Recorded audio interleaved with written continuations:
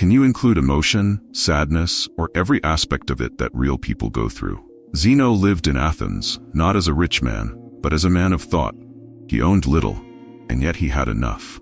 His days were filled with quiet reflection and long walks among the people. He had long ago learned the value of peace, but that did not mean his heart was untouched by the world's suffering. One evening, as the sun began to set, casting long shadows over the city, a young woman sat weeping near the agora. Her name was Dione, and Zeno had seen her before, full of life and laughter.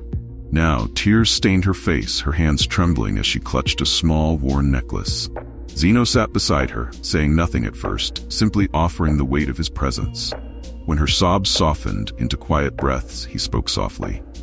"What burdens you, child?" She turned her tear-filled eyes toward him. "My brother is dead. He was my only family. He fell ill so quickly, I couldn't save him." Her voice broke, heavy with guilt. "What am I without him? How am I supposed to live through this emptiness?" Zeno listened, his own heart aching for her. He knew grief. He knew the weight of loss. He had lost friends, family, and even the life he once thought he'd lead.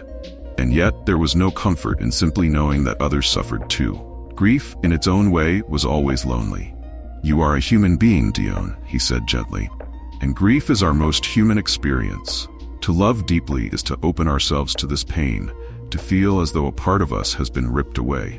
But that pain reminds us of the depth of our love. It means that your brother mattered, that he was part of your soul."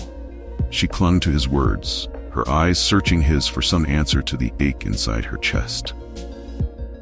"I know it feels unbearable now," Zeno continued, "and that you may never be the same.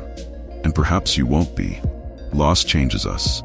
But your brother lives on in the love you still carry.